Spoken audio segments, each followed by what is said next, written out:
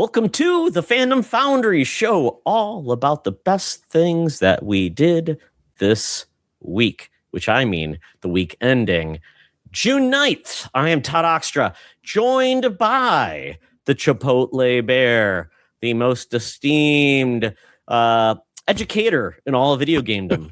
That is Mr. Jose Martinez, aka the producer number one for the NerdChat. Technically I'm number one because Bacon sometimes produces, but I also don't know if I'm the most esteemed. I think Luke is the most esteemed educator, but maybe the most esteemed administrator. How about that?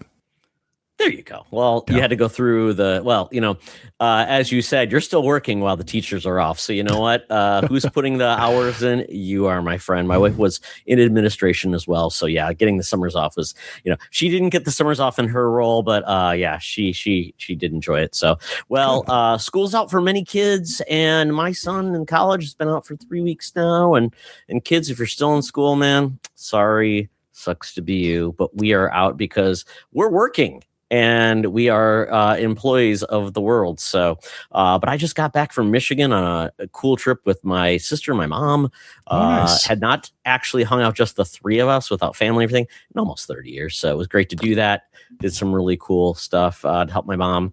My mom was a little bit of a collector of such, and we cleaned out her garage. And that was 3 days of sweat equity. It was sweaty. It was nasty, but we had a lot of fun, did some fun things, and had ended the time with going with my cousins for a nice barbecue/picnic. Good times. So, did you find any treasures in the garage? Like not literal treasures, but things that you were like, oh, this is cool, or a collector's item or anything like that? Found some my dad had a bunch of old tools. My dad passed away in 2007. He was a shop teacher. Some really interesting tools that I need to look at and to see are these worth anything. But a lot of my old toys, like those old Fisher Price toys. Okay. And I'm like, they're the originals. So I will see if they're worth anything. If not, then I'm like, what am I even gonna? What is anybody gonna do with these things? So you all of my daycare. I bet that if they're not valuable, please sell them. But yeah, my mom teaches kind of like a daycare, like a preschool, Sunday school type of thing. Oh, okay. For kids at her church. So yeah, she'll always find a reason to give the kids things. So, but you know what? We'll see if it's worth anything. I will let everybody know. Nice. But Jose, we're here to talk about our best things this week. And, this one's a little bit different because we're right in the middle. The last show we did a kind of the preview PlayStation of the event. This is going to probably be a little bit more game themed than normal on the show. Because lot of almost all of the gaming events have really occurred now, with Nintendo actually wrapping up today, Xbox and SGF the previous days there. So let's start there. So news stories that made your week. Well, you're on a formerly known Xbox podcast now. Yep. It's the All Games Are Good with the NerdChat. So, give me your thoughts on SGF and the showcase, and what were your highlights, and I'll give you a couple of my favorites from both those shows. Starting with Summer Games Fest, honestly, my highlight was what started the show, which was Resident Evil Code Veronica. I was one of the people that had a Dreamcast when I was a kid, and I loved my Dreamcast, and I loved Code Veronica, and I didn't understand it as a kid, but I didn't get why more people didn't play it. And then I realized when I got older, because it was on Dreamcast and you had to have a Dreamcast to play it. But I was so pumped to see that trailer. I'll be honest, though, I didn't know what it was for the first 5 minutes of that trailer where you're talking to that old woman. I was like, I don't know when this is supposed to take place in the story, but clearly you find out that the person's talking to Claire and she's looking for Chris. And so I'm wondering if there's going to be some added pieces, which is really cool. Like, for those that don't know, when you played the original Code Veronica, you basically start in a prison. Like, a helicopter crashes, you're in a prison, you have nothing but a knife, and literally first thing in, you're seeing zombies, right? And you have to kill them with a knife before that kind of stuff. So it was challenging because also you're still using weird controls and stuff back when it came out. So that was definitely my game of the show. Like, I was super pumped to see that. But other than that, I think Summer Games Fest was fun. I do agree. I think we were talking in our chat earlier this week, 2.5 hours is a long time. Like, I like that there's a lot of stuff, but man, that is just a long time to be watching like announcements and celebrities and I really would have just preferred like show me trailers, right? Or maybe even break up the show, do like an opening night, a day 1, a day 2, something like that. What I think would have been a little more reasonable. But other than that, I'm trying to think of other games off the top of my head that I absolutely loved. I mean, I like the shout out to Tupac. I wasn't really planning on playing that was so bizarre, but I kind of am tempted now especially because it's going to be on Game Pass. I can't think of the name of the game right now. I'm blanking. I'm sorry. That was the newest. Was it the newest Yakuza game or was it a different game? No, it's a new game. Hang on, I'm pulling up the showcase right now. I can tell you. It's in here somewhere. Oh, that's on Xbox. I gotta find it somewhere. But I mean, I think Jeff gets a lot of celebrities. Oh, Stranger Than Heaven. Here it is. Heaven. That's what it is, right? Stranger Than Heaven, right and there. And then Snoop Dogg showed up, and they're like, "It makes sense that Tupac is in this game." Like, I'm curious how that is. Yeah, I wanna see how that rolls into it. But people were pumped, and I mean, honestly, I can't think of another game that Tupac's in other than like a Def Jam game or something like that. So those were my big ones from that. That was really my big one for a season or Summer Games Fest. As soon as I saw that, I was like, I'm sold. Like I couldn't stop thinking about literally anything else. I mean, Onimusha, well, that was actually the PlayStation showcase. That looks fun. Alien Isolation was great. Oh, Cuphead was cool. Although that was interesting, like kind of a 16-bit style game. So going away from that like painterly, like that TV show or the old cartoon aesthetic, and going to that was kind of interesting. Yeah, but I think they're going to do 2. They said the one that's releasing this year is the 8 or 16-bit one, but then they're going to have a proper Cuphead 2 coming down the road. So that's coming as well. I was just looking through here. We've got the creator of Eco, which I believe they've shown something of this type of game before. Gen Atlas, I don't know if it had a title before. Alien Isolation 2 got a trailer. It looks like it's tying more into some of the new Alien, aesthetics we've gotten recently, because it seems like we've had a lot of Alien releases. What about Blood Message? I don't know the gist of this game because I hate to say it, but a lot of these games start looking very similar when it comes to like old school Asian, influenced sword and sorcery monsters. Yeah. And it's like, I don't know what it's a NetEase game. And it's a third person action game set in feudal times. That sounds like a lot of Japanese games these days. And I don't know what the hook is. Is this a game that was on your radar after? No, it wasn't. And, speaking of like, we also in the Xbox showcase, I know we're going to get to that, but like Wolong 2 was there, which again, same kind of thing there. I think the only thing I could think of was like, maybe these were in development so long before this all happened that they, like at some point in any project, right, you come too far that you can't just change ship and go somewhere else. And so some of these like, maybe it was in production for 4 or 5 years. And even though we've had Wulong and Wu Chang, Fallen Feathers, and Black Myth Wukong, and you know what I'm saying, that they're like, oh, we come this far, we got to get out there, and maybe it will have something different, who knows. But for me, I'm probably not interested. I am interested in what you have on the screen right there, though, for sure. When I forgot about that one, but yes, The Last Ronin was kind of one of those projects I thought might be just dead, like they kind of teased it and then we got nothing. And so to see it like in some generic art, I was like, oh God, that's going to be so good. I'm so excited. Yeah. Then you see those credits roll for the studio that made it. And then you see the subway sewer grate. And then, in The Last Run, have you read that, Jose? I have read the first one. It's literally sitting right there on my shelf. I haven't read the second one, even though I have that as well. Have you read the second one too? I have not read the second one. I read the first one. And this is one where I would recommend everyone read it, just because the surprise of who the last turtle is pretty cool. There's a lot of cool elements. It's a cool story. I felt like it was a cool setup, and then it ends fairly quickly. So obviously there's more to the story. But the fact that, Platinum's doing this. Platinum has done some really amazing, I don't know if you've played Transformers Devastation. I haven't. Great Transformers game. Really stylized. Looks like kind of what you would imagine the game you always wanted as a kid, with that G1, but with really cool style aesthetic. I don't know if it's delisted now. That's the biggest thing, which a lot of, is Activision published, but Platinum developed it. It was really good. It was really, really cool game. I like that. I was trying to scroll through here. There was a game by the creator of Fortnite, or not Fortnite, Assassin's Creed Desolé, whatever his name is. Mm-hmm. When I looked at that, I thought that was the new Assassin's Creed game set within like the witchcraft era. Was Hexy? Oh, the 1660 Amsterdam 1666, right? Yes. Yeah, I thought that was what it was. And it's like, oh, he's also making a game set in a weird witchcraft era. I'm like, and his game is coming out first. So I'm like, wow, first strike. Well, and to be honest with you, I actually downloaded the prologue thing. I have not played it. That was maybe on my to-do list tonight, actually. Wow. It's on Steam, though. I think he said it's a 30-minute. I don't think it's a demo quite, because they don't call it a demo. They call it a prologue, like to have some background for the story. And shout out to my co-host and friend Bubble Boy. He actually already did it, and he actually put out a short about his thoughts about it. But I haven't watched the short because I want to play it myself. Yeah. I'll watch it afterwards. But yeah, if you're interested, it's on the Steam store now. You can download it. It's not a super huge file, 13 or 14 gigs. But I'm definitely intrigued because that definitely looked interesting to me. And you're right, like to go from Assassin's Creed, which I know they're working on Hex, right, which is like a Puritanesque, type of story, to go to that is interesting. We'll see what happens.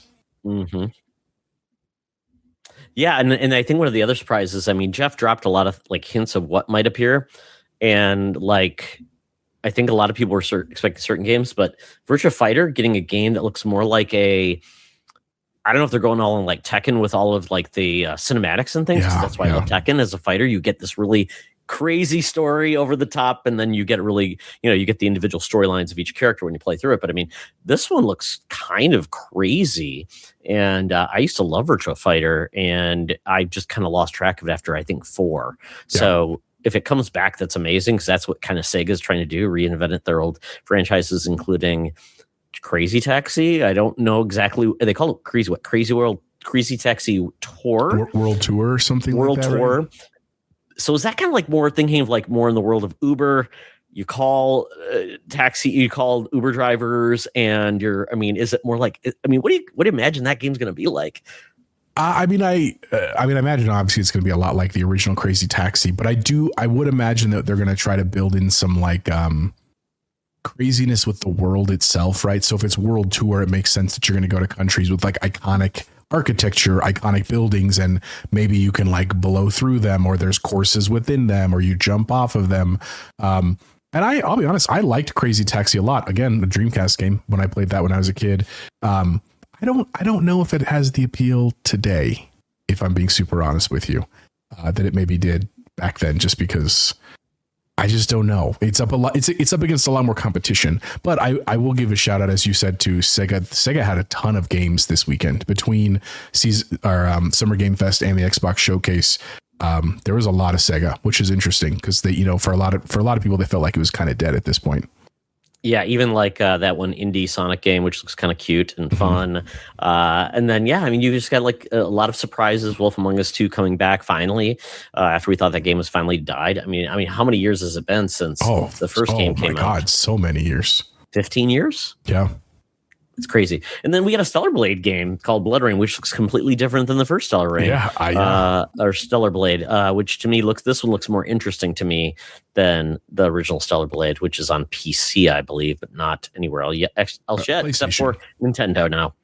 So Stellar Blade is coming to Nintendo. Yes, so I'll talk about that when I get to that. But Jose, anything else? I mean, I'm trying to think of anything else that was big. The Final Fantasy VII Revelation coming to everything all at once, right? I need to play Rebirth. I have it. It's like sitting in my library, but everybody I've talked to says it's just a grind, the second part of the game. But I'm sure I will love this part of the game, because again, this is like in the original Final Fantasy VII when you get your like blimp and you can fly all over the map. I'm assuming that's what's going to be a Revelation. But I got to earn it. I got to get through Rebirth, so I got some time. Yeah, I mean, I would say SGF for myself. I thought it was one of the best. I would say it's probably the best SGF we've had so far. More trimmed, not like the pre-game or pre-show where it's like they show 15 things and it's like when they go into it, kind of like the Game Awards. And then I really do think it's time though for Jeff to let him just to become the producer. Let other people. I think Lucy does a great job, but I think they need somebody to like be a little bit more entertaining. If you're gonna have that long of a show, you need a comedian. That's why they have comedians typically run the Oscars to keep you entertained. I remember when Jeff from Community he used to host. Oh my God, I can't think of his name. I can picture his face right now.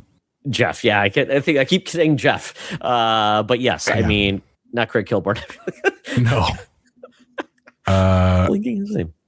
I can't think of his name. Played Joel McHale. Joel McHale was who Joel it was. McHale's great, and he loves video games. I mean, but I think you do need somebody to kind of balance it out, because I could only hear Jeff say, "Oh, wasn't that great?" or "Wow," and it's like, you're not adding anything, Jeff. Wasn't really that great? And he'd wait for like an awkward clapping and stuff. Yeah. Or Exactly. get rid of a host. Just go to straight show us stuff. You know what I mean? Like, except I know he likes the celebrities. I know he likes the fanfare. Plus you're going to have people in the audience. You kind of do need a host to keep it going, especially when somebody gets up there. Remember when that guy interrupted Jeff the one year or whatever, or came on stage? Yeah. I did forget about that. Okay. Yeah, I mean, I think the show's been around for so long that, I mean, I think Jeff has got it at a good cadence now. He's got a good, roster of guests showing up. He's essentially replaced E3, I'd say, successfully. It's not the same as we wanted, but everybody does still show up, essentially for a broadcast now within the next, everybody was there within 6 days of each other, I guess, with times PlayStation started to when Nintendo ended. Yeah. There was a show for everybody. Yeah. And lots of other indie shows too. Like there was a horror showcase. Nissa was talking about like a good in games showcase. Like there was just really something for everyone if you're in the gaming community, which was cool. Yeah. So, and I think with the Final Fantasy Final Fantasy wrapping up was a good end, and then starting with Resident Evil, Veronica was a great start. Yep. They got to fix the middle, get it more compressed, I think, because I remember listening to you guys at the beginning of it. Like, I think you're like, man, this is like the best show ever. And it's like, the pacing is crazy. And it's like, and you kind of felt like it kind of fell down a cliff. And then it gets long in the tooth when you're just there for, again, anything longer than 2 hours is long for a live event like that. And there was a lot of stuff, which is cool, but it just was long. Yeah.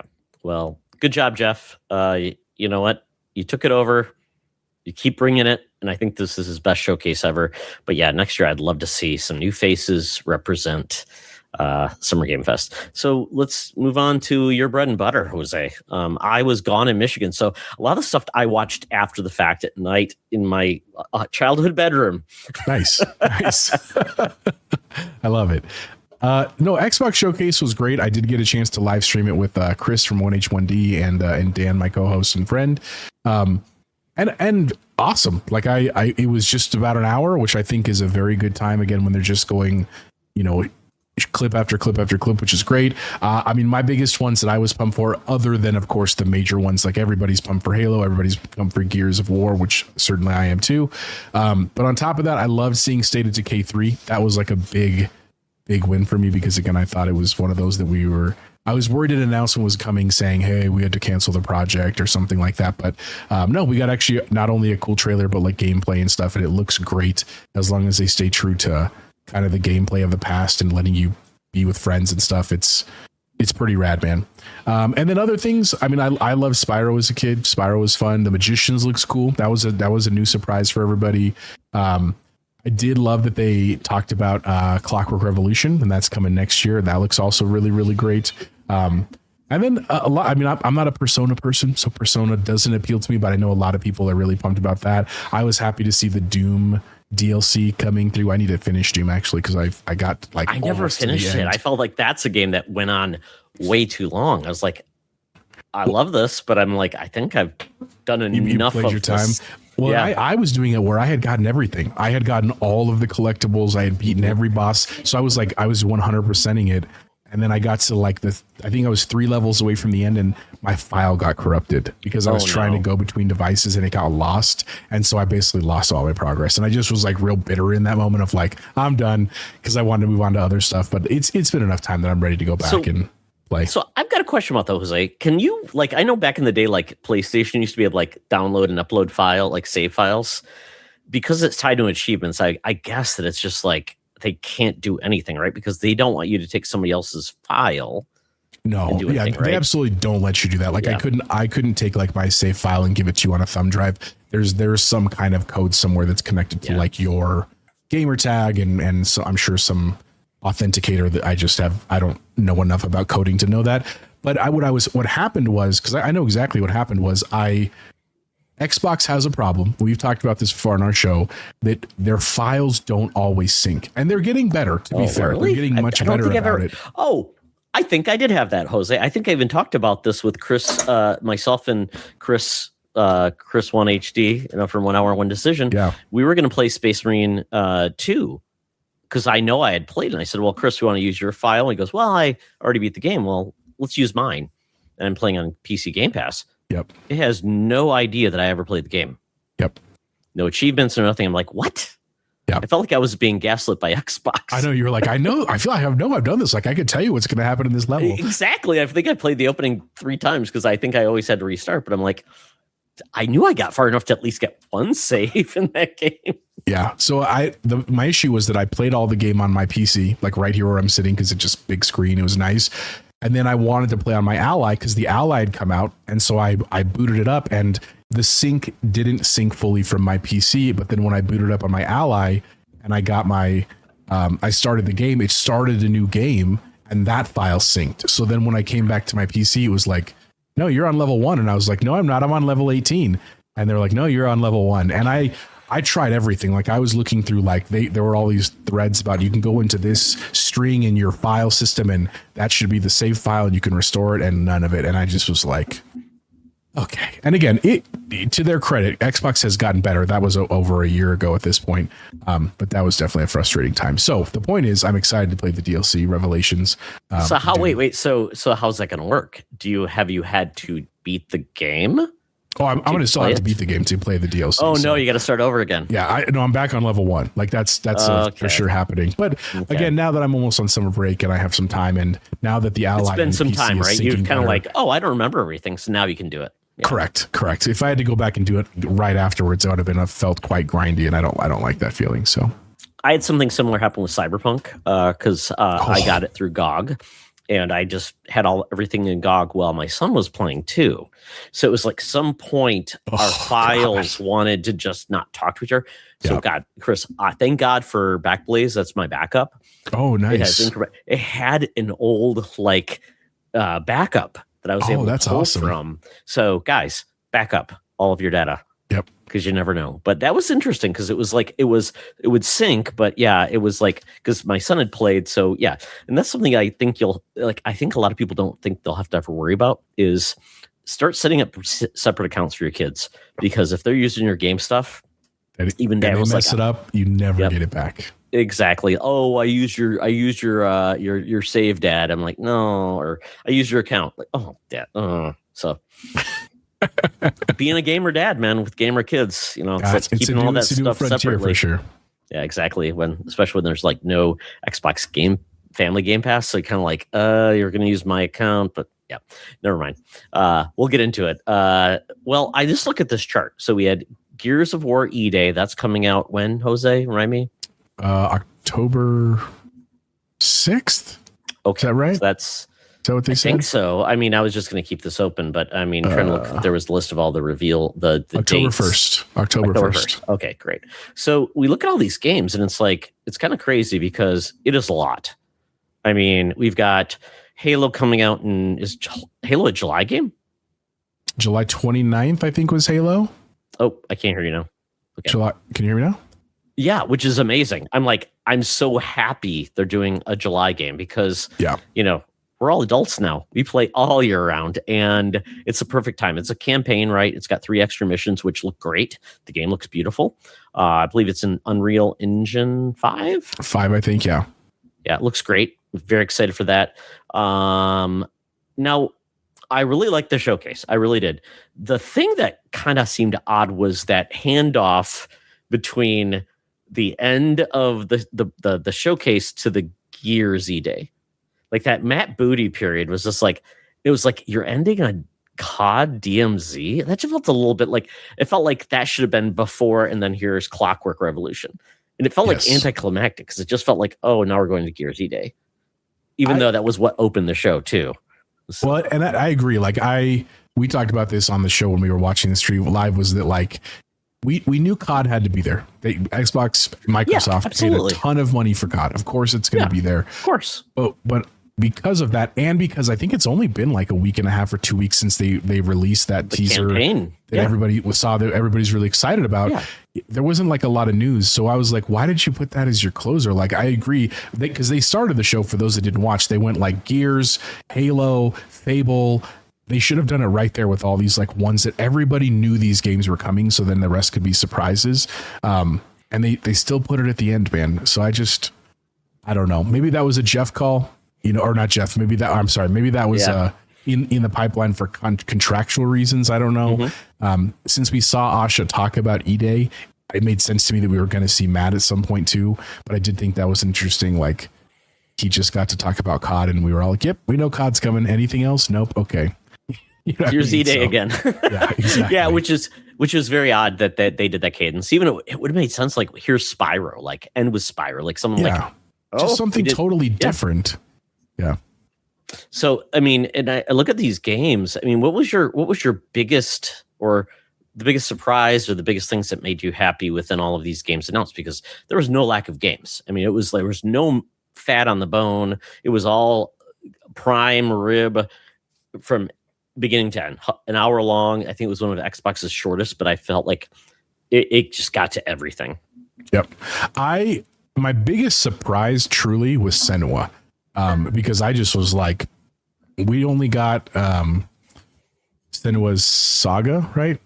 That's the second one. 2 years ago? Was that 2 years ago? Two years ago. But we Hellblade 2, right? Nothing from Ninja Theory. Like, so to get basically a full on trailer with gameplay was a big surprise for me. And the other one was that Magician's game, because again, I don't know anything really about it, but it's just like, I like new IP and it looked like a cool first person concept and IP and stuff. So that was the nice surprise. The other stuff I was happy to see: State of Decay, Clockwork Revolution, Fable, Halo, all that stuff. But a lot of that we kind of knew was coming.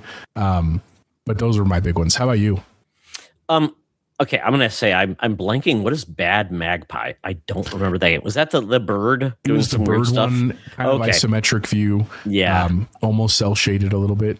Yeah, I didn't get the name of that when I first saw it. Okay, I would say the Magician's game looked amazing. It reminded me of like kind of gave me feels of like BioShock in a lot of ways because of the two-handed like mechanics, but it also reminded me of a game called Clive Barker's Undying back in the day. Old game. Oh, really cool. But that was like more of a supernatural game. Very cool. I like the fact that it showed like Harry Houdini in the his famous escape tactic when he's in the tank. So I feel like a magician is such a cool idea to go into because sleight of hand and all that world. Very cool.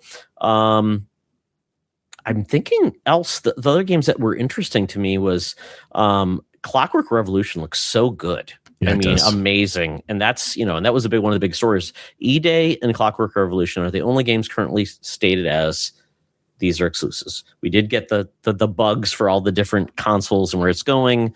And Senua, I feel like, thank God, I feel like that is the transition they needed to make. They said like Hellblade and Senua are different. Like this is a game where we're going to see Senua really be less focused on the trauma and more like focused on revenge, which I have loved Ninja Theory so much. And I felt like they were masters of combat and gaming mechanics. And I felt like Hellblade always took a back seat. And I'm like, I wish they could balance those two things, because I think if they could, it would be amazing, because they're great storytellers. Yeah, and I think the fact that, because I haven't felt like Hellblade, it's like the combat was there, I think, more to keep kind of break things up more so than be a focus. And I've always struggled with those games because I felt like, it was very overwhelming to a lot of people. And I get it. It's about all the trauma she went through. But even I have struggles with like, that's a lot of trauma to put us through. And it can get, you need something to break it up. So I'm glad they're going through that, because it does look like they're going to take their tech and use that in a different way. And they did cancel Project Mara, which was their other new IP they had announced a long time ago. So maybe that means that they're going to focus on more of like, hey, let's focus on what you're really good at, is the gameplay mechanics. And balance that with a good story. So, because I think we also saw that one game, The Resonance, the Plague Tale game, which I'm like, I'll be honest, I don't know what that has to do with like Plague Tale, where it was like the little girl and the sister, and now we've got this basically like assassin person. So I'm like, I don't know what that means, and if they're just going to be like their stories with everybody in this world now. So it's kind of cool. Maybe. Yeah. But other than that, just the Join Us game looked really fun and weird. Like you're all going into a cult. Into a cult, yeah. And how dark is that going to get? Because it seemed kind of comedic, almost like the it was definitely like on the nose with some of the stuff they were doing, but like Heaven's Gate and yeah. Well, remember Far Cry 5 with that was like the cults. That's what it kind of reminded me too. And I'm like, okay. But yeah, I mean, I don't know, Jose. I mean, I really wanted it to be Banjo-Kazooie getting some love, but Spyro, I need them to make me really like Spyro. I remember those games, and like they never loved. I mean, I even remember they dropped Spyro to do Skylanders. It used to be Spyro Skylanders, and then it's like nobody loves Spyro, so it's just Skylanders. So, but yeah, a good show. I mean, and I think we only got like Senua, the Doom expansion were the only new first party games like actually showcased, right? Yeah, I think so. I mean, but they had a lot of games they've announced previously that they still have to get out. So I get it. But yeah, I mean, really cool. They keep bringing back Fallout 76 every trailer. Like, hey, it still survives. It's still out there. I'm like, I've never played it except for like the beta. So, but yeah, Xbox. And then they showed that amazing looking console with controller. And they're selling that controller separately. Thank God. It's gonna go so fast too. I keep kind of checking it like once a day. I like pops and I'm like, is it on the store now? No. Is it on the store now? No. But I'm assuming our chats, like our Discord's gonna go nuts the second it's up. Someone will catch it and be like, it's live, and everyone's gonna try to go grab one. Have you seen the 360 controller that you can buy? It's called Retro Fighters. No. So basically, if you own an old 360, they've made a new controller. I'll show what it looks like. And they do have like the translucent green. So if you own a 360 and you want like a modern controller, this is pretty cool. They also make a old school OG Xbox controller for like a modern controller that you can put into the OG Xbox to make it like wireless and everything like that. I think it's called the Hunter, and I'm bringing it up now and maybe you'll see it. But yeah, if you still own a 360, look at that bad boy. That's pretty cool. It has like a dongle you put in the 360, and it's wireless and it's good to go. Dang, that's pretty rad. Okay. Yeah, because I own some old 360 controllers for my Xbox 360, and they're not good. They're not good. I mean, the Xbox hasn't made a 360 controller in how long, Jose? Sadly, it's been a minute now. Yeah. Yeah. So very cool. And no price on that box. So they said coming November, which is just frustrating, right? Because it's like, and they're going to stop like scalpers. Oh, well, we'll see. I hope they do. I hope they find some system where they verify game tags or something. You know what I'm saying? But yeah, that was the first thing I thought. Is like scalpers are going to scoop those up and they're going to be on eBay for $1,500. You know what I'm saying? And because I think a lot of us expected an Elite 3 to be announced, but obviously not. I wanted an Elite 3. Yeah. So with that, here's one more question for you, Jose. If they're going to do the translucent green Series X, what should they do with the Series S? Like that represent the 25th anniversary. I have an idea, but I want to hear your thoughts. A couple of ways they could go if they want to do like retro stuff is that one, they could make it like either go the computer gray like the 360 was, right? So make it like the computer gray and add like the darker gray accents, maybe a little bit of chrome, because that's what the 360 had, was the chrome kind of accents on the hard drive and stuff. Or they could do that same thing with like the Series console, not S or X, but the Series. I mean, or pick a different translucent color, like go with like a pink or something like that. What was your idea though? I think since it's a console that can stand up, I think it should look like the 360, like that, the original hourglass shape. What they said, the inhale is what they're going for. And as a joke, Jose, it should have the 3 red lights. It just should, because they should be like, we're going all in to make it laugh. We're gonna have fun with it, because I just think the Series S, I think that still is an opportunity for them to be the cheapest way for people to get to next gen, to play GTA 6, to get Game Pass, all these things. And man, if like I said, if they could just get Satya to open up that AI Copilot wallet and just say, we'll cut a loss on all of these series, because you know what? You've got such a great lineup. You've got GTA coming out. Give people a way to buy those consoles affordably, because you need Xbox One owners, you need PlayStation 4 owners. They need a cheap way in. Shift. I mean, or honestly, you know what? Make a Gears version. Like, I know that sounds crazy, and the hardcore Gear people would be pissed because they want a Series X. But if you made a Series S that was a Gears, that would sell some consoles, 100%. My Xbox 360 that I own is like it's the black version. I can't remember which one. They had so many different versions. But somebody put a Gears of War sticker on it. So it's kind of custom, Jose. Yeah, absolutely. It kind of works. That's absolutely custom. Yeah. But I think they just, do something else fun for a Series S as well. Have fun with it. The 360 was their most popular generation.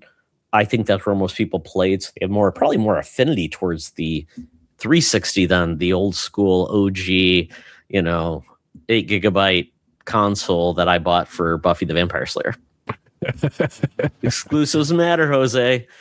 Come on, bring back that game on the Xbox backwards compatibility. Well, very cool. I think Xbox, if they can nail it this year, they got a hell of a lineup. So they really do. Xbox. Team Green. I know. Bacon's probably like, Todd's lying. I was a little disappointed. Asha, no t-shirt. What was Matt Booty wearing, by the way? Nothing. He's wearing a t-shirt, which was wild. Like, at least Asha wore the coat and like the chain, and Greenberg was doing stuff. I give him credit for that. I know it's corny, but like, I think there's magic in being corny with that kind of stuff. Like, it's the fans care, and just going out in like your Banana Republic outfit was not doing it for me. I'll be honest with you. Yeah. You know what though? I think they should bring in The Rock and hand the console to Asha.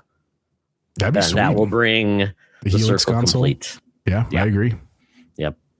I mean, The Rock can be paid to do anything. We know that now. Oh yeah. He turned heel in the WWE. He can do anything. Yeah, he is no longer the tribal chief. That's some deep wrestling cut there, folks. So Jose, what else? I see WWDC. So Apple fan, right? I'm a big Apple fan, and I don't have a ton to talk about there. I mean, there was no hardware or anything. The biggest thing for me was that they're upgrading Siri. I watched this keynote last night, actually, while I was doing some work. They're actually integrating with like Gemini and some other companies, which I thought was an interesting, because they were with Open. Apple. Was it OpenAI they were going to work with, or I mean, there's so much confusion in AI right now. I mean, I think that it was pretty muddy who they were actually working with. I think it did start with OpenAI, but they're definitely, in their tradition, they like to keep everything very private, the secure enclave, all that kind of stuff. But the promos that they were showing about the new AI Siri stuff was very cool. I do use Siri a lot in my day-to-day life because, again, I'm an Apple person, Mac and phone and iPad and stuff. So any kind of upgrades I can get there are great. Obviously, these are not coming. I finally went to the dark side, Jose. I got a 17 Pro. Yep, you're right there with me, Todd. And again, I have nothing against Android. I really don't. It's just not my ecosystem. And my wife couldn't get my texts because you were on Android. Yes, you were a green. She was on she was on an Apple. She was on an iPhone SE2. Oh my gosh! Jose. Yeah, so now she has a 16e. Oh, you bumped her up, you big baller over there. But my son kept strong. He has a Pixel 10 Pro. Good for him, man. Yeah. And honestly, like, it's one of those where, like, again, I have nothing against Android. If I was all in on Android and not like that, my tablet was Android and I was on a Windows laptop, like, I get the appeal. I'm just not, like, that's not the world I'm in. A lot of the WWDC stuff, it's not for consumers, it's for developers. That's literally why it's the Worldwide Developer Conference. But as a super nerd, I just like to see the stuff that they're up to. And they release a lot of stuff about like child security, which is cool. They're changing a lot of like children privacy. There was a lot of time talking about liquid glass, which is fine. Cool. I don't really care that much, but glad that they're happy about it. iOS 27. Wow, Jose. I know.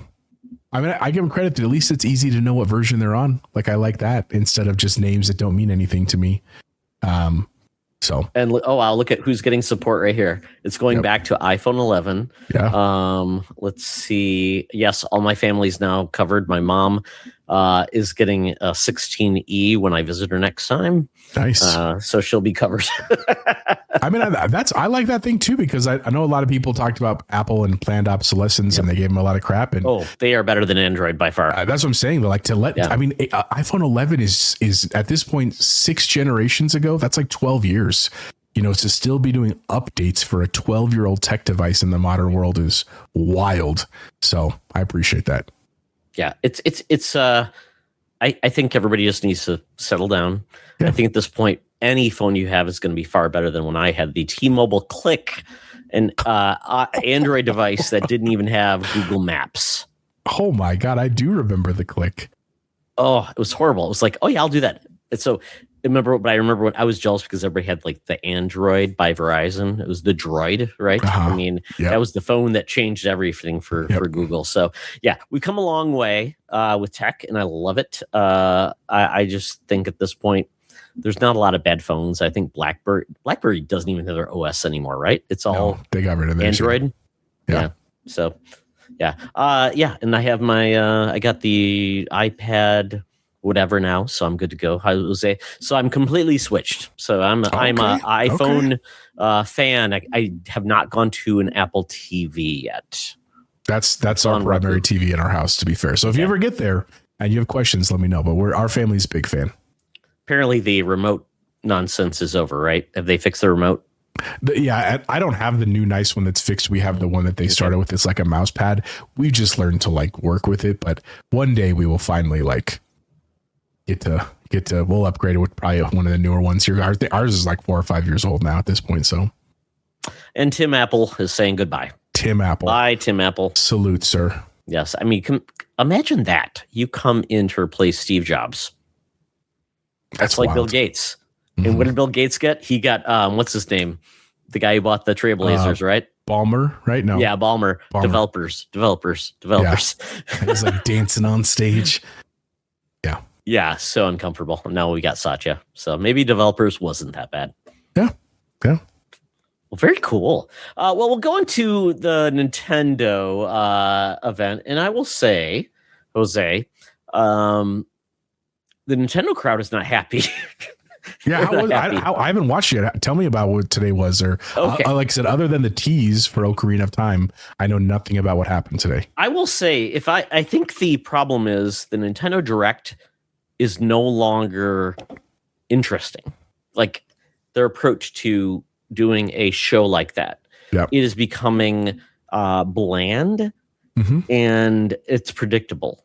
Everybody else is kind of out directed the Nintendo Direct, so maybe it's time for Nintendo to pivot because they were the ones that kind of pioneered this. We don't need to be on stage; it's pre-recorded. We do all this stuff, and I think that was the biggest issue. It was like how they presented their information didn't really connect with the Nintendo crowd, even though the content was strong. Okay, I would feel like a lot of rumors and things kind of really put a wet blanket on the big announcements. So I'm just bringing up, everything was announced so you can see it. And I'll just go through it really quick and I'll get your kind of like, I guess, gut reaction to what I tell you.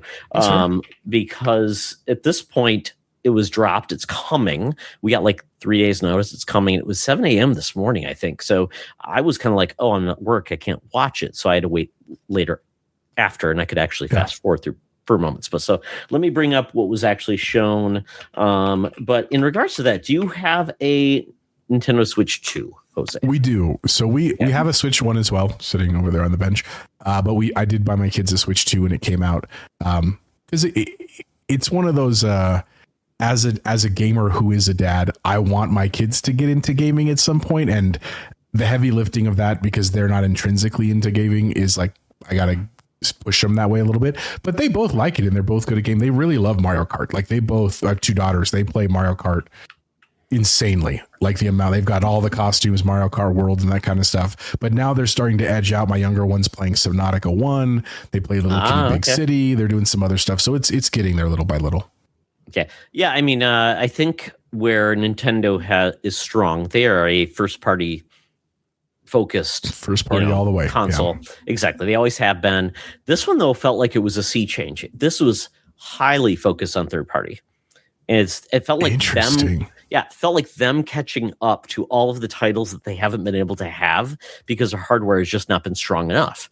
So because of that, it did feel like a lot of the games, like, yeah, we played those already. But it's like, if you're only been on a Switch console, you haven't played these games. So I think it was getting them up to the normal standard, but also bringing actually some strong first-party titles. But it was the way that was presented was the big sadness that I feel like the charm of Nintendo is kind of wearing thin because they no longer have those people that I think a lot of people had an affinity from Reggie, from Iwata, even Miyamoto doesn't show up anymore. So the new school people at Nintendo, I don't think they have the same charm. Love. Yeah. There's no puppets, Jose. No puppets. Yeah. That's a problem. We did get the Legend of Ocarina, the Legend of Zelda Ocarina of Time remake announced, but it was like 6 seconds long, Jose. Yeah. It was a voiceover showing like the tapestry. So beyond that, they said, oh, it's coming 2026 and we'll tell you more later, which is like nobody wants to hear. That's how they ended. Exactly. Like, we're already halfway through 2026, bud. Like, what are you talking about? Well, Nintendo's such an odd way. Like, I mean, how they announced Star Fox, right? Like the day of they announced a direct on Star Fox. So I think Nintendo's like, we're just going to do it whenever we want to. We don't know what else is dropping. Maybe something will move so that maybe they have some clarity, but Nintendo isn't getting GTA, 6 this year. So they have a wide, so they dropping Zelda runway on GTA 6 day. I think they could. Full on, right on it. I mean, because it's not coming to PC and it's not coming to Nintendo, right? So essentially, that is a vacuum for those platforms that if you don't own a console that can play that game, well, you're going to play something else, right? Yeah, that's interesting. Right? But yeah, that's 2026. I will be honest, I've tried to play this game on other systems. I never owned an N64, so I'm very curious to play a modern version of this game. And there was a voiceover actually in the trailer, Jose. So I think this is what the movie's going to be based on. So I think voice may be finally brought in for Link, because if the character in a movie speaks, and maybe some people have never played a Zelda game, you may want your main character to speak, even if it's just as limited as like a Master Chief, a Doom guy, or even like I'm trying to think of another game with a protagonist. Even Kratos doesn't go on long like riffs, No, well, like the Mario movies, in the Mario games, Mario never says more than like 5 to 10 actual words. The rest is all like text and implied and stuff. Yeah. Yeah, so I don't think that will ruin the game if Link speaks. I mean, it's not going to be, excuse me, princess, right, Jose? Correct. Okay. Then we got Kingdom Hearts 4. They showed this new trailer. It's coming. All the Switch games are the Kingdom Hearts games are finally coming to Switch in a physical format. So, I mean, this is a big game for Switch to come to Switch 2 day one. I mean, what's coming day and date. So it's not shown when it's coming, but the fact is that's kind of big. So now they get all the full physical games. These originally were like streaming versions, so not great for Switch One. Then we got a lot of third party. Space Marine 2, Minecraft just get its own version of on Switch 2. Splatoon Raiders, which is a first it's their new one, right?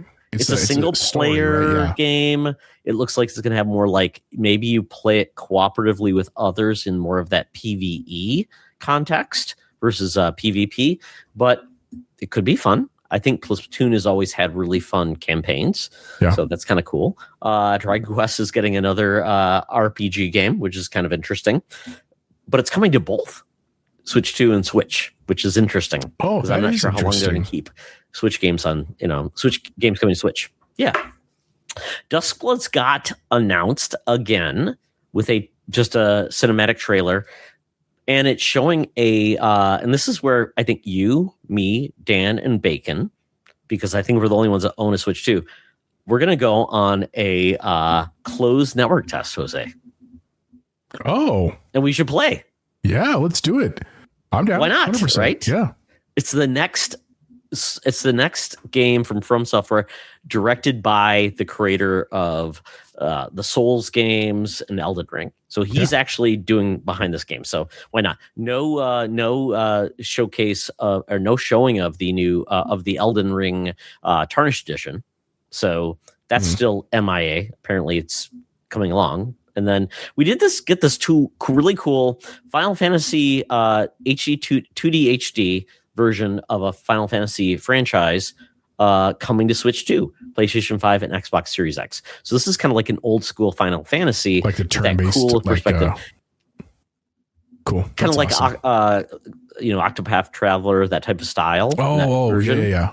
Turn-based stuff, yeah. Yep, and apparently they're going to have it so you kind of bring in like the former champions of Final Fantasy. So Cloud and other characters can come in, and it looks like a SNES game with that cool aesthetic. So that's kind of cool. That's really cool. I'll check that out. Yeah, coming October 2026. Star Fox has a demo now, so you can play if you want. Jose, that was dropped today. This made my heart smile. The Nintendo Switch Sports Resort, Jose. So we're getting bowling now on Switch 2. It looks beautiful. You don't have those horrible looking Miis anymore, but you're getting golf. Oh, no, sorry. You're getting boxing, table tennis, archery, tennis, volleyball, bowling, basketball, golf. Jose, gird your loins. Thumb wrestling. Skateboarding, power cruising, which is like basically wave race, and prep plane. And you can use your Joy-Con to mouse controls, Jose. I'm so excited. Oh, okay. I played Wii Bowling with a friend of mine at General Mills. We had our video game club, and she had never played Wii Bowling before, and she had a blast. So I will be getting my Switch 2 with these games. I love it. It's great for the whole family. Yep. So excited for this. I know it's dumb, but it does look really good. It's silly fun though. It's good, man. Exactly. You can play Wii Bowling with everybody. So I'm there. We did get all of the Xenoblade Chronicles are coming to Switch 2 in the enhanced versions, but they even announced a new Xenoblade game called Genesis. So that's coming in 2027. Next year. Okay. Let's see. Just a lot of like Lies of P gets complete edition. Devil May Cry 5 is coming in a complete edition. Lord of the Fallen 2. Jujutsu Kaisen Rumble Serviton is essentially the next like expansion of Vampire Survivors, Jose. Oh, okay. Yeah, it's announced here. Donkey Kong Bonanza is essentially getting the first like trophies for Nintendo, where you do all these different like things within all of the Donkey Kong games within NSO or Switch games, and you get certain like achievements for doing it. Okay, cool. It's very cool. Deltarune's coming to Switch 2. Fire Emblem's getting its new game coming in September 17th. And then you get this One Piece Grand Gourmet, which is almost like a cooking game within the One Piece universe. Oh, that's cool. Yeah. Other than that, I would say the fact that we're getting just a lot of games that I didn't think would actually come to Switch 2, like Onimusha is coming to Switch 2. Yeah, that's interesting. Yeah, so I mean, not a bad showcase. It was just the way it was shown, I think, was very boring to a lot of people. Okay. I mean, I wonder if Nintendo feels like people, no matter when they do it, people will watch. And so they're like, we're doing the Star Fox today, and then they do it. And they might be learning like, hey, there's something to be said about like announcing it and creating some fanfare and some stuff like that. But who knows? I mean, we'll see. When I started watching, Jose, I thought I was actually watching the direct, and it was just really like that like the SGF where they do like the pre-show. There was like a Nintendo pre-show. It was like, oh, all these games are out, and here's the Nintendo Music app where you can watch you can listen now on your phone, and it's through Android Auto and Apple Auto now. So it was just very weird. It was kind of like all the games are showing. So I'm like, oh wait, has the direct started? Nope, it didn't. And it was like, oh wow, they fished me in, Jose. Okay. There we go. They sucked you right in tractor beam. It kind of like that way. So in regards to that, I mean, anything I didn't get a lot of excitement out of you when I mentioned most of the things. So do you have anything that you're looking forward to after I went through the showcase? I mean, honestly, the biggest thing is probably that Dustplugged beta test or network test. I'd love to play that with you guys for sure. I mean, here's part of the problem is that the system is my kids. Like they have it most of the time. I don't get to play on the Nintendo Switch very much unless I want to play on the One, which is fine. Like I like the One, but usually I play pretty like low key games like Stardew Valley and stuff like that. So, I mean, what would have been exciting to me is like Kingdom Hearts 4. a couple of years ago, I tried to start all of Kingdom Hearts and get into it, and because I love Disney, like I really do. I love going to Disney. I love all the characters, but like I just like couldn't get into it. I really, really tried, and I didn't understand it either. Maybe that's just I'm an idiot or whatever. But no, I mean I'm happy that Nintendo's kind of catching up. I think now moving forward is what's going to excite me. Like I think it was their time to like get some of the games that everybody's known and playing, and it's cool that they can play some next gen games too. But now I want to see what's coming. Like what's the next Mario game going to be? I want to know, what are you going to do with like your next Pokemon IP now that you can push your system a little harder than just cell shaded stuff. So I'll be looking for that. But other than that, it was cool. I mean, I'm happy for him. What did you think overall? I liked some of the information they gave us. I like some of the games that are coming. It does feel like, I think a lot of people are saying, I think this makes people feel like there's going to be a September Direct as well. Gotcha. So I think that becomes more of like what 2027 looks like. And I think 2027 is going to be a big year. I think this is kind of like where they're kind of like, we kind of like put a lot of stuff out already. And I think it's going to be 2027. I think it's going to be the year of Smash. It's going to be the year of the new Metroid, the new Mario game. And then we'll see from there. And there might be another Metroid game, but we'll see. And we're getting the Pokemon game in like February, so that will change everybody's tune, right? When Pokemon that's only on Switch 2 coming in February. That'll be cool. That's a big deal. Plus,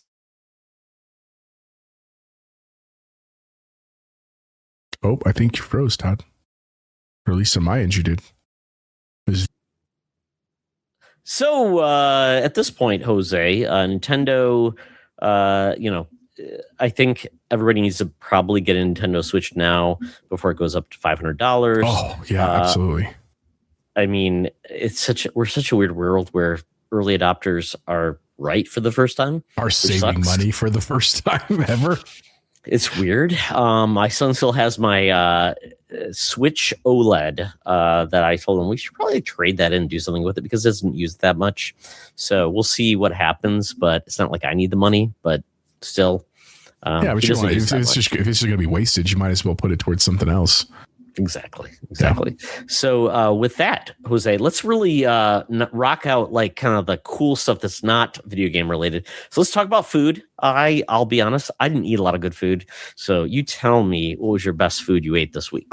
So in the summertime when my wife is home, because she's a teacher as well, and obviously my kids are home, we actually cook a lot more at home during the summer. We cook a lot during the school year too, but it's more likely that because like I'm taking kids to this and she's taking kids to this that we won't do that, but we get to like be at home and cook like fun meals because we can take the time to do that. But what was funny was yesterday, we do this thing in my house where my wife cooks dinner Monday, Tuesday. I always cook Thursday. We go to my in-laws on Wednesday, and Friday we eat out. That's just like the routine that we like to do that works well with our schedule. And so she was supposed to cook yesterday, and she had all these things that she was going to do, and then came time to cook, and she was like, "Oh, we have literally none of that." And so it was like last minute, and like if it was me, that's where I would say, okay, we're just going to go get food something. Yeah, like that's, I'm not going to stress about it. My wife just doesn't want to do that. She's like, no, I committed. I'm gonna do something. Anyway, she ended up making from scratch these like Soyrizo burritos. So like chorizo, which is like spicy Mexican sausage, which is very, very delicious, is also really bad for you. Like it's very fatty. It has high in cholesterol. It's very red. It's very red, but we found this Soyrizo. It's not actually that one. It's from a brand called Cacique. Yeah. Cacique. Yep. We found this one and it's so good. I'm not a super health nut. Like my wife will go get like tofu at a place and I will get beef or chicken. Like that's just not the world I'm in, but it's actually really, it's that one on the left there. That looks like, there you go. I buy their real chorizo, but yeah, Cacique is great. They're so good. Cheese, and so anyway, their cheese. Just potatoes and cheese and that and eggs and a burrito. And my God, they were so good. I have a couple left in that fridge actually behind me. I'm gonna take to work tomorrow. But that was the best food I had this week. I think I ate 3 of them and I was like just stuffed. And while like it's not the healthiest thing, because it's the soy stuff, it's actually decently healthy for you. And they're crazy cheap. Like you can see right there, it's $4 like for that whole thing. So that was the best food I had this week, man. It was really good. Tonight we had orange chicken and fried rice. It was fantastic. And And then Thursday I would be cooking burgers probably, but it's my brother's birthday, so we're gonna go out for his birthday. So nice. Yeah. I guess I'll say something food related with a beer. I can't see it, but basically, we have. I think I can remember the name. I think it's New Holland. Oh, it's the Voodoo Ranger. Are you familiar with that beer? Yeah, New Belgium. Well, New Belgium has this Invincible Versus beer. Oh, that's cool. It's kind of hard to see. Yeah, I see. Basically, I mean, it's kind of in celebration of the game for Invincible. Okay. Yeah. Orange what? And yeah. So it's a Blood Orange IPA. So by New Belgium, who's made some really good beers. They have a lot of Ranger now beers. So I thought that was kind of cool. I bought one, and so I'll probably save it as a collection piece. So there you go. That's awesome, man. Yeah, I'm actually enjoying a Sippin' Blackberry Fruiterdale from Odell's. It's another Colorado brewery out here. Is really good. I love Odell's. I love their Mercenary IPA. They make really good beer. Nice. Yeah. Is that out in Colorado? It is. Yeah, it is. Right. It's in Gunnison. Where is it at? I think I can tell you right here. Breckenridge? No. It's not Breckenridge. Fort Collins. It's in Fort Collins. Okay, cool. Yeah, which is also where New Belgium is at too, actually. Did I just lose you audio? Oh, yeah. Okay. Oh, yeah. We kind of paused there for a second. I don't know what's going on with our Minnesota internet. It's kind of weird, but we'll get through this, folks. So with that, Jose, let's get to what we watched or in regards to TV or movies. So I have questions about the one thing, but the other thing I did watch. I'm glad you put it through too, because I was excited about those. Mine's nothing super crazy exciting. Because my girls are still young, 11 and 9, we don't get to the movies to see like adult movies that often. And occasionally I'll go with like Dan and Bacon to go see, like we saw Mission Impossible together, some of that big stuff. But my wife has been really into Yellow Jackets, that show that's been on TV for a long time. She finally started watching it. We're like in season 3, episode 6 or something. So like we're almost through with the series now, but that's been interesting. Definitely have enjoyed it. Ella Purnell from Fallout. That was the show she was big on first before Fallout. Yeah. Christina Ricci's in that too, right? Yeah, Christina Ricci's in it, which is how long is this? Is it 4 seasons or is it 3 seasons? And each one's like 9 or 10 episodes, something like that. Hour long though, so I mean it's a decent commitment because it was a Showtime show originally, but it's solid. Like cool story, cool premise, gets a little crazy in there, which is totally fine. And then last night on one of my coworkers' recommendations, I watched that movie Send Help with oh my god, what's her name from Wedding Crashers? And she was in Doctor Strange. She was the girl doctor. Rachel McAdams. Thank you. I want to say Amy Adams, but it's not Amy Adams. But with her and then the guy that used to be on like one of those like heartthrob shows when we were younger. Like I don't know. I never watched. Yeah, he was supposed to be. Was it Dylan? No, Dylan something sounds right, but I don't know his Dylan name. O'Brien. There it is. Yeah. And basic premise is like she works in this office and is like a really hard worker, but is underappreciated. He's the boss that has like everything. There you go. And they crash on an island. The one piece that I don't think was clear in the trailers is that she's like a Survivor junkie. Like she loves Survivor. She tried to be on Survivor. So when she crash lands there, she's like thrilled and she's just like killing it out there. She's building shelters and food and water and stuff. And he's obviously a mess because he doesn't know how to do any of that stuff because he's been coddled kind of his whole life. And it's without spoilers. I think I watched it on Hulu. So if you want to watch it, it's on Hulu right now. It kind of forays into the romantic territory, but then it also forays into like a horror territory. And I like the way it ended. I thought it was a cool ending for the story. So if you got some time, it's about 2 hours. It's a little bit of a commitment, but very well acted. Interesting story for sure. Worth checking out. Send Help. And then the last thing is I still want to see Mortal Kombat 2. I was in the theater and it's already not, but I'm trying to find our friend Diego De Niro Primero is helping me work on a stream of it until it's released somewhere digitally. But Jose's going on the dark side. Yeah, exactly. Now that I'm in summer, I got a little time to do that. I did see Send Help. It's Sam Raimi. So I mean, it had a certain elements you just laugh because it's gory in some reasons. It's in areas it's kind of gross, and there were a lot of interesting turns, and you end up like I don't know. I didn't like either characters by the end of it because they're both kind of bad people. They do bad things for sure. Exactly. But it was entertaining and I enjoyed quite a bit of it. So it's neat to see Rachel McAdams in that type of role. And Yeah. It's a thriller. I would say it's not like a horror film, which I think is a good term that anybody could see it, because there's nothing really scary in it, but there is some very harrowing elements in that film. Correct. And to be clear, if you have other stuff to watch other stuff. But if it's like, I don't know what to watch, there's nothing on, it was worth my time. I'm not upset that I spent the time. Come on, Jose. Everybody wants to see a boar puke on somebody. Yeah, that was a wild scene too, for sure. That was crazy. I highly recommend Send Help. I think it's a lot of fun, especially if you had issues with your boss. I think that would be a good one to watch there. Yeah. I watched Masters of the Universe. Oh, tell me about it, Todd. I'm curious. I will say, if you're a fan of the old cartoon and some of the memes, I think you will really enjoy this movie. It kind of does the Barbie thing, where it kind of doesn't take itself too seriously, plays around with a lot of the tropes. And as a kid who survived the original Master of the Universe movie, because this was my childhood. I loved He-Man. I thought it was the greatest thing in the world. I had Castle Grayskull. I had Snake Mountain. My mom put all my toys in her storage shed, and then the mice came in and made Castle Grayskull their like casa. Their poop skull. Bad stuff, Jose. Yeah, mouse turds everywhere. It was the best movie I could hope for. I think they nailed the tone. I think they nailed it. I think Jared Leto, amazing Skeletor, because he took what we all love about Skeletor. He's crazy. He's funny. He's, his insults to everybody are always great. And I think he was just having a fun time. So I think the fact that he was Skeletor worked. That's awesome. The main actor was great. I think everybody else did a good job. And I just thought they nailed the tone really well. And we were only on Earth enough to then get us back to Eternia. Idris Elba was everybody had a good time on this film. I would say Allison played Annie in Community. She played Evelyn. And I thought,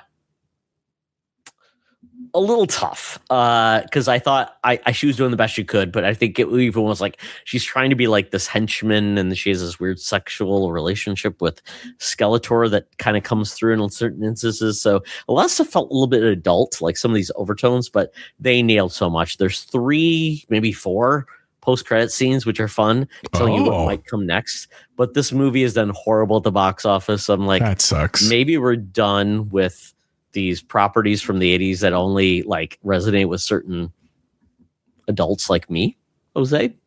I don't know. It's still fun though. Like I'm glad they still maybe we'll do better at home or on a streaming service. You know what I'm saying? Like, maybe they should have pulled out the K-pop Demon Hunters and gone to like Netflix or HBO Max or something like that. Well, this is owned by Amazon now. So it's an film. So Amazon hopefully is making some money off the toys and all these things. And Travis Knight was the director. He does all the Leica films. And he did my favorite Transformer film, which was Bumblebee. So, this dude is talented. He actually makes these properties come to life because I think he gets it. He's also the son of Phil Knight from Nike, which is kind of cool. That's cool. I didn't realize that. That's awesome. Oh, yeah. So and then there's a new Leica film coming, stop motion, like Coraline and some of those Paranorman. That's his like bread and butter, is doing those like stop motion films. So he does this as kind of like a way to fund his projects that he wants. Yeah, to kind of like fund his other things. So I think it's well worth checking out. I think you could take the kids to it. They'd have a blast. It's a lot of fun. I think it looks good and delivered everything I could hope for. So if you're a fan, go see the film. I will. But I will. Take the kids. Maybe they don't care. I don't know. Tila was great. Everybody was great. It's fun. Okay. And then Spiderman Noir. Oh my goodness. How are you liking it? I think it's great. If you like over the top Nick Cage playing like a old school 40s detective, playing like that voice, like, yeah, the girl was doing the thing. She was the mall, and that like kind of over the top, like you said, the Seamus detective thing. It's great. It's really kind of a neat perspective. He's playing Ben Reilly versus Peter Parker because people smoke in this iteration. So I guess Marvel doesn't want Peter Parker smoking. But it's great. They bring in like interesting versions of the Spider-Man villains, right. and give them that tone. It's just I just think it's very fun and engaging, and I think it's they actually have some really good talent in this too, which is kind of crazy. But they're bringing in a lot of the core villains of Spider-Man in an interesting way. So I highly recommend it. Okay. I think it's really fun. So check out Spiderman Noir.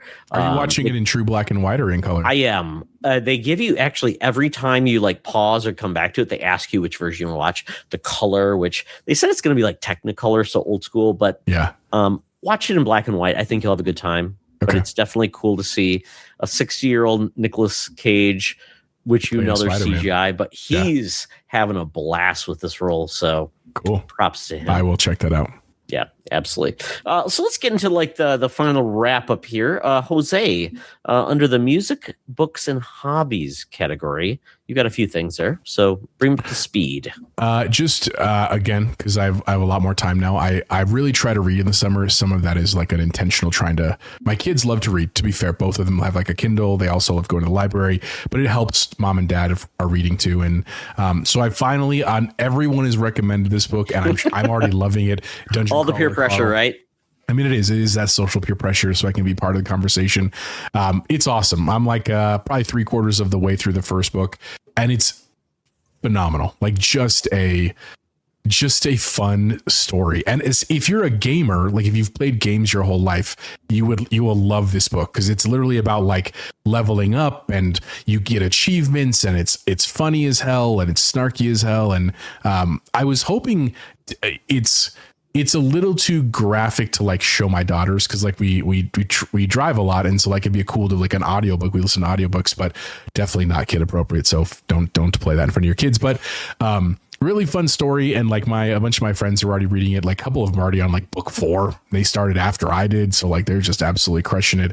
Everybody loves Princess Donut, the cat, and it's just a fun story, man. I can't wait to keep reading. I've been kind of slow because of the other thing I've been doing, which is building a closet for my wife and I out of IKEA stuff, which I don't mind. Like I like IKEA stuff. Yeah. It just takes a long time. So that's what I've been doing this week, man. Have you been reading anything or books or other hobbies? I started a graphic novel. Let me see if I can grab it. Oh, yeah, please do.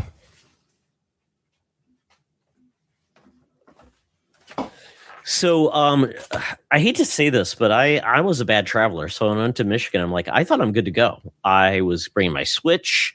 I was bringing my iPad. I had shows downloaded, I thought, previously. But on Sun Country Airlines, they do not have USB-C connections. Oh. They have USB-A connections. So it's like, no basically DC outlet. So I'm like, crap, did I bring an adapter? No, I didn't. So I'm like, okay, my Switch is essentially going to be dead. But I did play a little bit of the Elliot, what is it, Tales of Elliot game. Oh, yeah. Yeah, which was very fun. It's a... Dan loved that game. He loved it. HD 2D, like action RPG, which I really love. I'm glad they're finally going to that. But when I came on my return trip, totally forgot to charge the Switch. Oh, no. Couldn't play anything. So I'm like, okay, what am I to do? Well, all my shows that I thought I downloaded on my iPad, apparently, unless you can get like a connection, like through the Wi-Fi on the plane, they don't show as being available, or they expired. Because that's the other thing. They expired if you download them. Yeah. So I could have watched really old stuff on Sun Country's like entertainment app or through the thing. Nope. I was trying some of their games, Jose. They're horrible too. Terrible. So, yep. So I read this. So it's called Escape. And this book is kind of interesting. It's basically a World War II premise where dogs and cats are anthropomorphized into like World War II basically military, and then they're taking on essentially Nazis who are tried into like bats, kind of like they're basically anthropomorphized as the Nazis characters. Okay. So this is a crew of basically dogs and cats on a bomber that are going through to basically take out these huge guns to end the war of like World War II. So essentially just using that type of premise to bring about like, hey, this is what the war was like, but with the larger than life characters and illustrations. Rick Remender's the basically the writer, and Daniel Cunha is the artist. It's really cool. I really liked it. Cool. I haven't finished it yet, but I mean, it's just neat to see that style of art, and essentially things go terribly wrong in the first issue. Sure. And then you kind of have one of the main characters trying to survive along enemy lines in a World War II scenario. So I like the fact that you can take these type of stories like Wolfenstein and bring about the past in a way people can still appreciate it. Yeah, exactly. Because, you know, World War II is now 70 years old and it feels like ancient history. But if you can make it feel new and fresh in a different way, I think it's really cool. So Escape, Volume 1, trade paperback, my comic book guy recommended it. And I said, okay, cool. I'll check it out. And it's good. Really good. Like, did you ever read Mouse when you were younger? Same thing there, right? Very it's similar. Basically about my cats were the Germans and mice were everybody else. Interesting. Yeah, and won many awards because it basically brought it about in a way that people of our age could actually connect with it in a different format. Well, so, especially when it was made for like younger audiences, so because like kids have a hard idea understanding like the severity of the Holocaust and World War II, and so it was a way to show them that without just being like, "Hey, let's go watch Schindler's List" or something like that. Which is hard because I think it's just like anything that is a certain age. Yeah. I know sometimes you want to say, well, you have to read the certain way, like Shakespeare, right, Jose? I'm like, how do you get kids to really like Shakespeare? I mean, can you? Don't, Todd. Exactly. They have modern graphic novel adaptations of Shakespeare stuff that's solid, but like it's they're being liberal with like what the story said. You see what I'm saying? Versus like going hard in. It's not impossible. I have teachers in my school that do it every year, but it's a challenge for sure, man. Oh, absolutely. I remember going on trips to like Stratford, Ontario. We would go to see some of the Shakespeare plays, and they would do like modern iterations of the famous plays like Macbeth and all that stuff. But the language gets in the way. I think that's the hard part, right? It's beautiful, but at times, like, I don't understand the context. Yeah. Biting my thumb at you is a big thing. Like, no, you have to explain like the time, so I don't want to go into it. I'm not an English major by all means. My wife is an author and journalist by trade, so she would tell me more about this, but this is kind of one of the images of Escape. So you can kind of see that they're all like different, like, you got like the German like breeds of dogs, German which is pincher, cool. And you've got like a bulldog, and then you've got like there's actually a cat who's a gunner. Really cool, really different. That's awesome. Yeah, it's a cool book, and I like what they did with it. So check out Escape. It's pretty cool. So then we get into games we played, Jose, really quickly. You've got some things here. Are these not like standard video games? Are these like cardboard games? So funny part. Yes, they are, because it just in my mind, because we were talking about Xbox above, like I was just not thinking video games. I did finish James Bond this week as well. Cool game. Very much enjoyed it. I also got a game for review that I'm working on there shortly that will be out probably in the next week or so. Okay. It was very Link to the Past-esque, which was cool. Oh, nice. Very, very quick play, which is awesome. And is that a certain game with a certain little hollower? No, I wish we got a code for me to the hollower. Okay. No, I want to play that too, but no, it's like a true knockoff kind of Link to the Past. But anyway, that it was from a shit chance got it from one of our companies that we use. Okay. And then I started Ghoul Boy, which is similar to Tales of Elliot. It's much more simple, like a Dungeons or Ghosts and Goblins kind of game, just because I was waiting for something to do while I was finishing work and stuff. But the cool game I played, hang on, let me grab it, is this guy. So we play a lot of board games in our house. Our family really likes board games. It's called Plunder, A Pirate's Life. And I don't know if you're watching the video on demand, you basically have this giant board that's like an ocean. Think like Sea of Thieves. And it's got these really cool, you can have up to 6 people playing, and everybody is their own like pirate squad. So everybody has their own color of ships around the map. And there's like a storm that moves around, and you're all hunting for treasure, and you can get more than one ship, and you fight against each other, and you claim islands and stuff. It's a cool game. And like my 8-year-old loves it because it's like a dice rolling game to battle and stuff like that. So if you're looking for something family to play that's different, Plunder is a cool one if you can find it. And then the other one is actually something I haven't played yet, but is a cool thing. I often back a lot of games on Kickstarter because you get them a lot of cheaper and stuff. And I backed one today called Halloween Hijinks. My family's also really into Halloween. And so I typically try to find cool games for like my wife for gifts, because like I'll be able to get this and then give it to her for like Valentine's next year and that kind of stuff. So Halloween Hijinks just released today for their Kickstarter. I think it's $30 for the early adopters. It's like a card game where you're like playing for candy. It's kind of like when you trade candy at the end of Halloween as a kid, but a game form, and it looked cool. Something I can give my wife. So when I play it eventually, when it comes in, I'll let you know for sure. So Jose, what is your favorite like Halloween game? Like video game or board game? Yeah, video game. Oh, I mean, my favorite horror games are always Resident Evil or Dead Space. Like those are the classic games that I could just play for fun because like I can enjoy playing them. But like I played a bunch this year. I played like Chronos is a cool one that I enjoyed.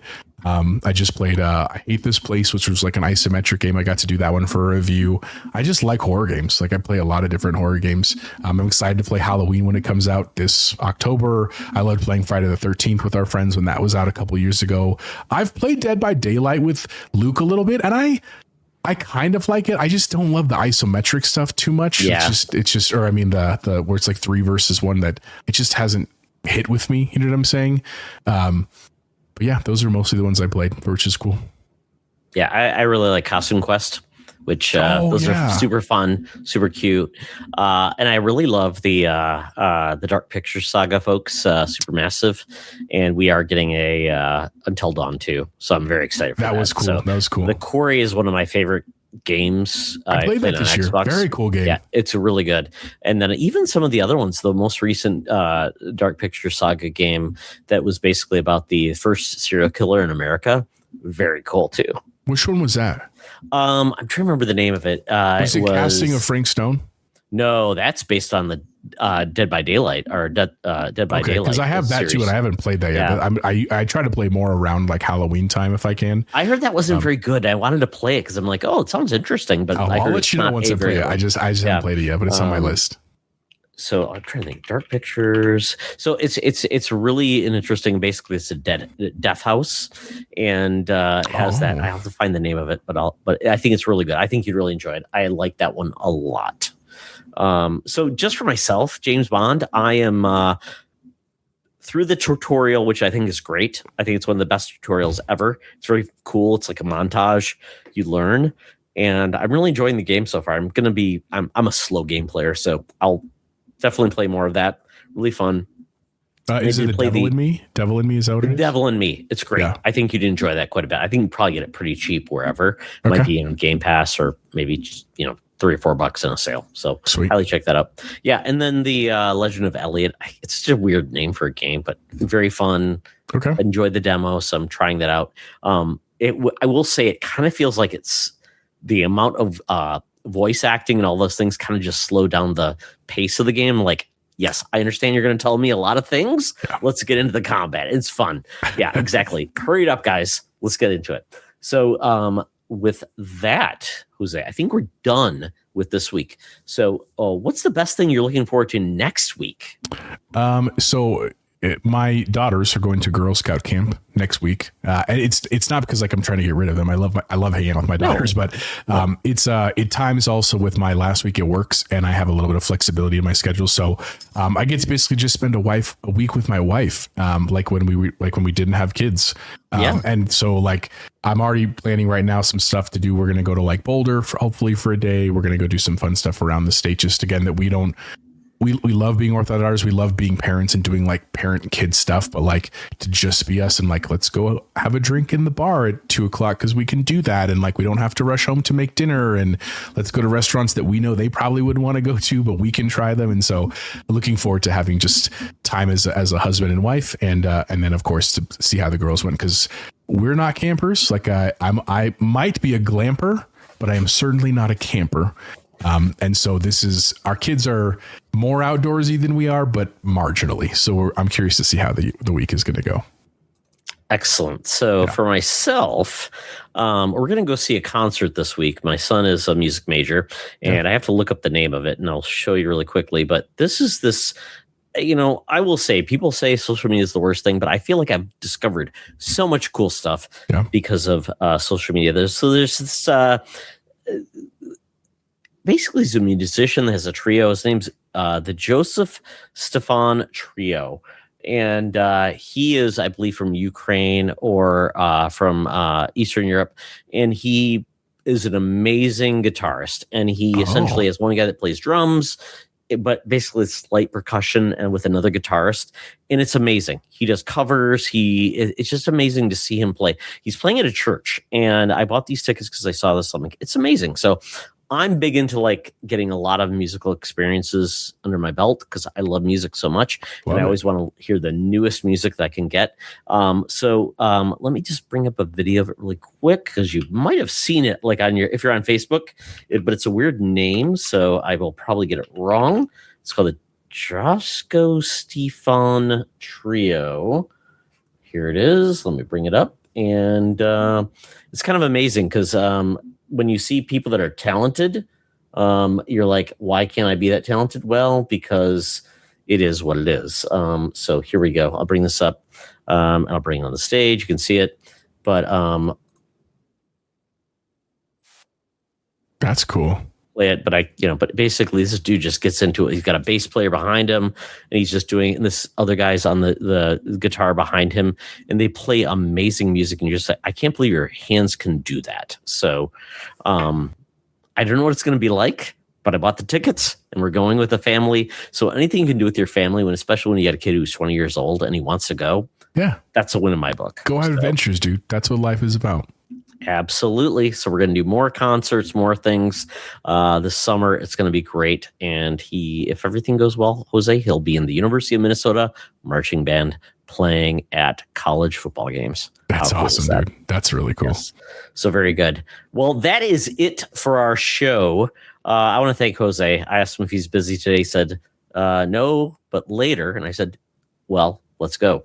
So thank you, Jose, so much for joining us on the show and making my week better. So at this point, what can you tell people to look forward to what you're doing around the interwebs? So you can find me everywhere, Chipotle Bear. You can also find me every Thursday on our show with my buddies. Literally Chance and Dan. I grew up with Chance. I've known since I was 7 years old. Dan, we met in middle school. And Bacon is the newest to our group, but he's been awesome. His wife works with me at my school, and we met through our mutual love of video games. But basically, we just our tagline is we talk about all things gaming, food, and the good old days. 3 of us are dads. We're all old. We all like old men things, but we also love video games and food and that kind of stuff. So if you're interested, please check us out. We're live on Thursday on YouTube, but you can also check out the recording usually the day after. And this week, we're going to be obviously talking also about Summer Games Fest. So I'm going to be talking about that as well as the Xbox Showcase. But it was a pleasure, obviously, to do it here with Todd. I always love spending time with Todd. We also we met each other through podcasts and just mutual interest and that kind of stuff. And, I always tell people, if you like one of our shows, you probably will like a lot of our shows. So make sure to check out, you were with Kevin Ainsworth last week from Save the Games Media. We had Logan on our show from Expansion Pass. We have friends with Ains from Season Gaming and Joe and Kyle from Trophy Room. And it's just a great community. Again, people that are really into games. And do we make a lot of money? No, in fact, I lose quite a bit of money paid for all the podcast stuff. But, you justify the expense, right, Jose? Because I got to do the show. I mean, I tell everybody that I was like, it's like a bowling league, right? Like if I went to bowling every Thursday to see my friends, I'd pay to get there. I'd pay for the clothes. I'd pay for the beers and stuff. And clothes? I'm in a bowling league, Jose. I don't have a budget. You don't have a shirt? You don't have a bowling shirt? No. Oh, you should get a bowling shirt, Todd. Those are sick. I like bowling shirts. Okay. But it's a great way to spend my time and to connect with people that are like me and from the comfort of my home, which is great. But Todd, thank you for having me, man. Always great to spend time. I'm sorry it's taken so long to get back on the show, but glad things are going well, and it was fun.